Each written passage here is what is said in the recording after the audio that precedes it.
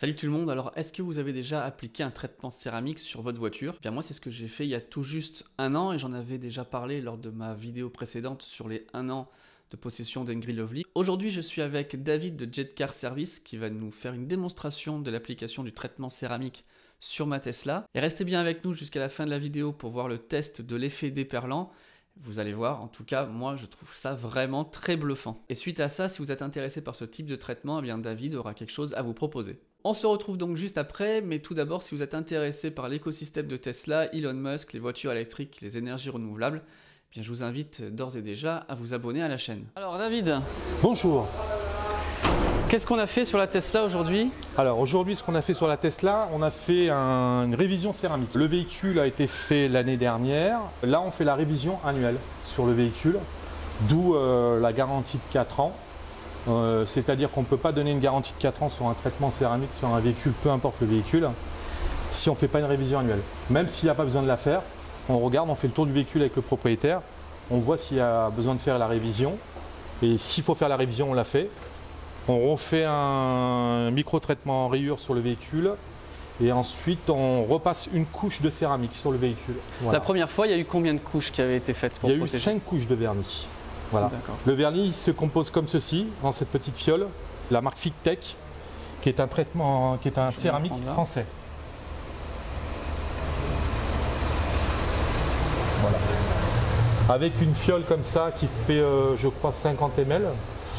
On fait un véhicule en 7 couches.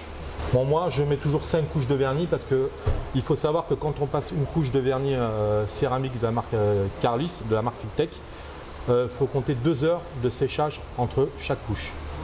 Alors après, on procède. Par exemple, sur un capot, on va le faire en 4 fois. C'est-à-dire qu'on on le coupe en deux et ensuite on le coupe dans l'autre sens. Et on fait 2 carrés. On ne le fait pas à l'extérieur, bien entendu. On essuie avec une microfibre, comme celle-ci. Et on essuie en croisée, comme ça. Tout simplement. 3 minutes, pas 4, ni 1 minute. C'est 3 minutes, montre en main. C'est-à-dire que si vous le laissez 5 minutes, le céramique en lui-même va sécher.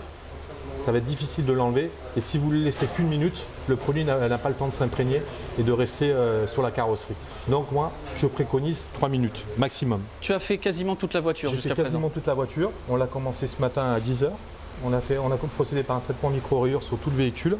Et ensuite, on a mis la couche de céramique sur les éléments, en laissant sécher bien entendu 3 minutes et en essuyant derrière. Là, il y a la seule partie qui a été juste micro-traitée, mais pas traitée au niveau céramique, c'est cette portière. D'ailleurs, si vous regardez bien, on voit la différence entre cette portière-là qui a été traitée et celle-là qui ne l'a pas été. Même si vous l'avez une fois par semaine, vous l'avez avec une éponge comme ça, un produit dégraissant, sans que ça soit trop agressif au niveau du produit, puisque vous avez fait un traitement sur le véhicule. Normalement, l'eau, la saleté doit partir tout seul. Et ensuite, vous le séchez bien entendu avec une microfibre. Ne pas laisser l'eau sécher sur le véhicule. Même sur des lavages automatiques où vous avez de l'eau déminéralisée, soi-disant qu'il s'en trace, ça laisse toujours des traces. Il faut le savoir. Donc moi, je préconise qu'on essuie son véhicule une fois qu'on l'a lavé. Ça ne protège pas le véhicule, hein. La peinture va rester brillante plus longtemps. La peinture ne va pas ternir, pas comme des peintures qui n'ont pas été traitées, qui à la longue, si c'est un véhicule qui couche à l'extérieur, le soleil, la pluie, à force, à la longue, la poussière rentre dans les pores de la carrosserie, dans le vernis, et au fur et à mesure du temps, la peinture s'oxyde. Voilà, il faut le savoir. Le céramique, ça va protéger un peu beaucoup pour ça, on va dire. Ensuite, ça va faciliter le nettoyage aussi, puisque vous allez avoir un déperlant sur le véhicule. On va essayer le déperlant. On va faire la démo après du déperlant. Et moi, j'ai beaucoup de clients à qui j'ai fait des traitements céramiques, qui viennent chaque année pour la révision. Et quand ils revendent leur véhicule au bout de 4-5 ans, ils sont contents parce que leur peinture est toujours brillante, leur carrosserie est toujours brillante, toujours étincelante et le véhicule est toujours protégé. C'est une plus-value. Voilà, ça protège et c'est une plus-value. Voilà. Alors c'est parti, on va tester la portière qui est le seul élément qui n'a pas été fait. Voilà, on va déjà faire la moitié de la portière pour montrer, parce qu'une portière, il faut la faire en deux parties. Un capot, comme j'expliquais tout à l'heure, en 4 parties. On va faire déjà la moitié de la portière, on va partir de là. Même si on déborde sur ce côté-là, c'est pas grave, c'est pas un problème. Il y a déjà la voiture qui a été traitée avec une couche là, mais même si on déborde dessus, c'est pas un souci. Alors sur laquelle vous mettez entre 4 et 5 gouttes.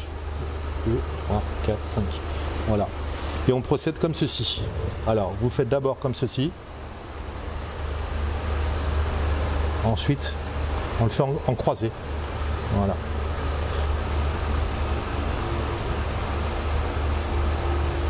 Faut appuyer fort, faut... Non, pas obligatoirement. Je remets quand même un peu.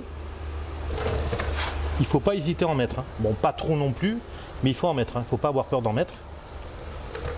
Alors, je déborde un peu sur l'aile, c'est pas grave. Hein. Voilà.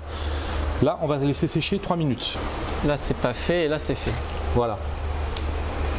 Là, pour l'instant, c'est en cours de séchage. Non, c'est bon, on peut l'enlever là. On va essuyer. Alors, comment tu fais? Alors, avec une microfibre propre. Hein. Voilà. On la plie en 4. Et là, on va procéder comme ceci pour enlever le surplus de céramique. Tout simplement.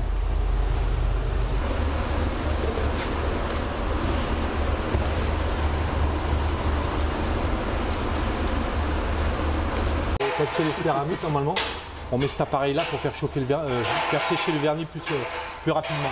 Mais là, comme il fait chaud. Ah, il fait chaud. Ouais. Pas besoin. Quand on passe la microfibre, là, il faut se rendre compte que là, on a fait la moitié de la portière. Quand vous passez la microfibre, ça va être plus rêche de ce côté-là où on a traité en céramique que de ce côté-là où on a fait le traitement micro-rayure. Il faut savoir une chose, c'est que le traitement céramique en lui-même, il a moins de glisse, il a plus de protection, mais moins de glisse. Une fois qu'on a traité toute la portière avec le traitement céramique, moi, je préconise de poser une cire, qui est une cire de Cardoba. Ça va donner déjà encore plus de déperlant sur la carrosserie et en même temps beaucoup plus de brillant. Voilà. C'est ce qu'on utilise beaucoup quand on fait les traitements micro-rayures. On finit toujours le traitement micro-rayure avec la cire de Cardoba. Vous allez voir déjà, là au niveau de la portière, elle brille, mais avec la cire de Cardoba, ça va briller un peu plus, on va dire. Alors on procède comme ceci, on met quelques noisettes sur la carrosserie, sur l'éponge, et on fait des petits cercles. Là, pareil, je fais la moitié de la portière. C'est pas parce qu'on va la laisser plus longtemps qu'elle sera plus efficace. Et ça, faut le faire tous les camps, toutes les semaines Ouais, je crois qu'on lave son véhicule, on peut le faire aussi.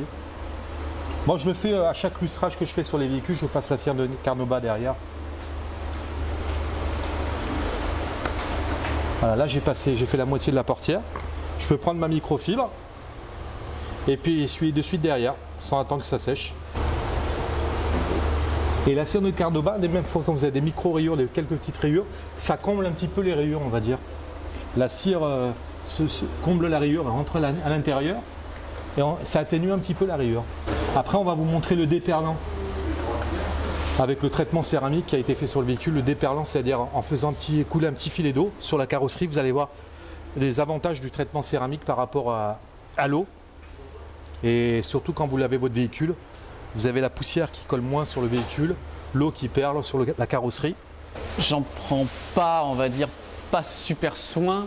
Je le lave pas toutes les semaines, je n'ai jamais fait de cire, jamais de traitement par rapport au traitement céramique. J'ai l'impression quand même que le rendu est plutôt pas mal, même si je l'amène souvent en forêt, qu'elle est pleine de boue, pleine de terre. Bien entendu, ouais.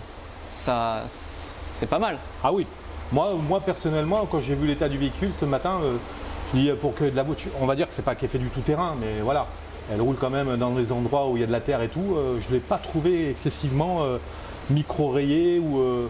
Alors, est-ce que c'est dû beaucoup au traitement céramique? Je le pense. Et le brillant était là, quoi. Je veux dire, elle n'était pas oxydée au niveau de la carrosserie. La peinture n'était pas terne, elle était toujours brillante. Ouais. Voilà. Même avant de lustrer les éléments, j'ai vu le véhicule une fois bien séché, la peinture brillait, quoi. Voilà. Là, on va faire l'autre partie. Ça, vous pouvez faire tout avec, hein. Même les baguettes en acier brossé, chromé. Donc, on passe sur le chrome de la portière, là, voilà, c'est pas grave. J'en connais même, moi j'ai essayé une fois de faire les vitres avec, ça marche très bien. Ça laisse pas de film gras sur la vitre. Par contre, si vous le faites sur le pare-brise, vous allez voir l'eau. Alors là, l'eau elle perle vraiment, c'est même partant de forte pluie, c'est impressionnant. Il existe aussi des traitements céramiques, il faut savoir, pour les vitres, ainsi que pour les jantes. Et vous avez des traitements céramiques aussi pour les plastiques intérieurs. Et là, si je touche, le toucher, c'est impressionnant. On n'a pas le rendu sur la vidéo malheureusement, mais C'est impressionnant Elle est comme quand je l'ai récupérée chez Tesla. Voilà. J'avais ce côté très velours, très doux. Mais des fois, j'ai des clients qui me disent elle brille plus que quand j'ai été la chercher chez le concessionnaire. Elle est plus brillante. Après, ça dépend si le véhicule a été traité ou pas. Bon, là, on va faire le déperlant. Vous allez voir au niveau du déperlant, l'eau n'adhère pas du tout sur la portière. Et vraiment, il reste quelques gouttes et vous allez voir, vraiment, c'est impressionnant.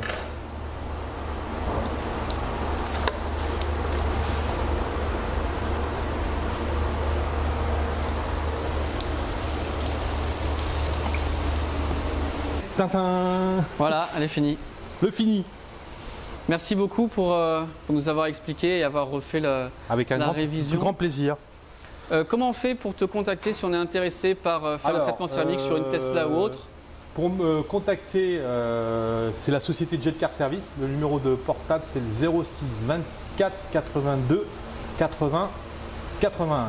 On mettra toutes les informations en description pour te contacter. Voilà. Il y aura un prix promotionnel sur les traitements céramiques si on est de la part de la chaîne et qu'on a vu la vidéo, etc. etc. Voilà. Ok, super. Merci beaucoup. Et donc on se revoit de toute façon au minimum l'année prochaine. Voilà, à la même date. Les informations seront dans la description. Il n'y a pas de problème. Si on veut avoir une belle Tesla bien brillante comme celle-là. Et voilà, dites-moi en partie commentaire ce que vous en avez pensé. Est-ce que vous avez fait un traitement céramique ou est-ce que vous hésitez à le faire? Personnellement, je suis vraiment très content du résultat pour plusieurs raisons. Déjà, on voit bien que le rouge est resté toujours aussi éclatant. Et deux, ça facilite énormément le nettoyage, même quand elle est vraiment pleine de poussière, un simple coup d'éponge. Et ça part vraiment très facilement, donc c'est vraiment très pratique. À nouveau, un grand merci à David pour sa démonstration et on se retrouve dans la prochaine vidéo avec Jérôme qui est carrossier et avec lui on va discuter du rouge Tesla. Il va nous expliquer quelles sont les différentes étapes pour obtenir ce fameux Candy Apple. Et vous allez voir, c'est pas si évident que ça. Encore une fois, merci énormément d'avoir regardé cette vidéo, j'espère qu'elle vous aura plu. Si c'est le cas, merci de nous laisser un petit pouce bleu, de vous abonner à la chaîne si ce n'est pas déjà fait. Et on se retrouve donc très bientôt pour cette prochaine vidéo de cette série sur la carrosserie de la Tesla Model 3. Ciao, ciao tout le monde!